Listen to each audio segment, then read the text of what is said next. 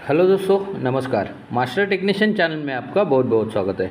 दोस्तों, अगर आप इस चैनल पर नए हो या फर्स्ट टाइम विजिट कर रहे हो तो इस चैनल को सब्सक्राइब जरूर करके रखना और नोटिफिकेशन के लिए ऊपर ऑल ज़रूर सिलेक्ट करके रखना ताकि हमारी नई नई इन्फॉर्मेशन आप तक पहुंचती रहेगी। दोस्तों, आज हम बात करेंगे DTC P0088-22 fuel rail system pressure too high के बारे में। ये फॉल्ट कोड गाड़ी में क्यों आता है और इसका सिम्टम्स क्या है, step by step trouble shooting कैसे करनी है, सब कुछ डिटेल में जानेंगे। ये जो DTC है P0088-22, ये अगर एरर आया तो क्या होगा, MIL लाइट ऑन होगी लगभग 15 सेकेंड तक और गाड़ी के ऊपर इफेक्ट क्या होगा, गाड़ी शायद स्टार्ट भी नहीं हो सकती है और टॉर्क भी आपको रेड्यूस हुआ मिलेगा।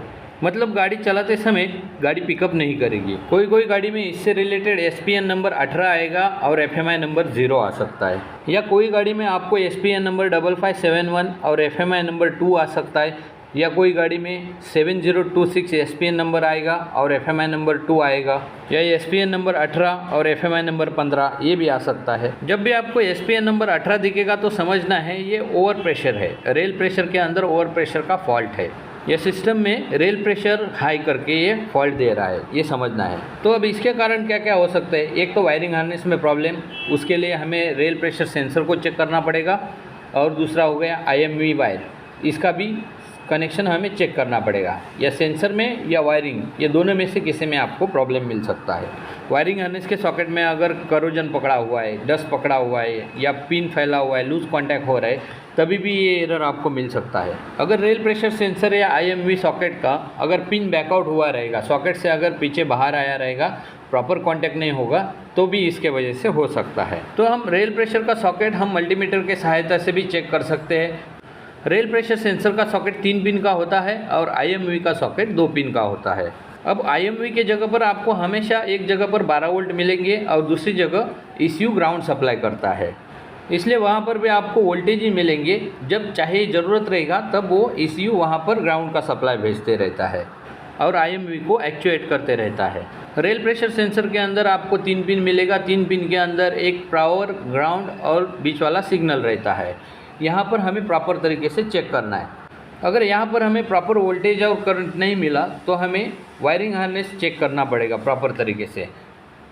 ये रेल प्रेशर टू हाई, ये एरर आने का सबसे बड़ा कारण है कि मीटरिंग यूनिट का रिटर्न फ्लो का जो लाइन होता है वो ब्लॉक हो जाता है या ब्लॉक होना है, इसके वजह से वो आता है। मीटरिंग यूनिट जो HP पंप पर लगा हुआ रहता है, फ्यूल का फ्लो कंट्रोल करता है। अगर मीटरिंग यूनिट रिटर्न फ्यूल वापस टैंक में नहीं भेज रहा है तो क्या होता है, रेल प्रेशर बढ़ता जाएगा। इस केस में ECU रेल प्रेशर को कंट्रोल नहीं कर पाएगा और DTC P0088-22 सेट हो जाएगा ऑटोमेटिक ECU के अंदर।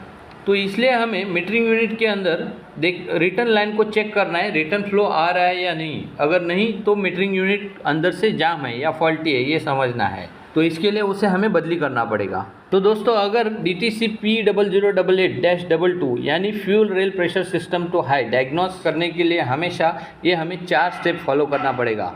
एक, रेल प्रेशर सेंसर वायरिंग और पिन बैकआउट चेक करना है, कनेक्टर्स और सेंसर का फिजिकल इंस्पेक्शन चेक करना है, फिजिकल कंडीशन चेक करनी है, वायरिंग कंटिन्यूटी प्रॉपर चेक करना है, और सबसे इम्पोर्टेंट मीटरिंग यूनिट का रिटर्न फ्लो ज़रूर चेक करना है। अगर मीटरिंग यूनिट रिटर्न नहीं देगा तो रेल प्रेशर बढ़ता ही रहेगा और ये फॉल्ट कोड बार बार आता रहेगा। तो दोस्तों, उम्मीद है ये वीडियो आपके काम आएगा। अगर ये इन्फॉर्मेशन आपको अच्छी लगी तो लाइक, सब्सक्राइब, शेयर ज़रूर करना। धन्यवाद।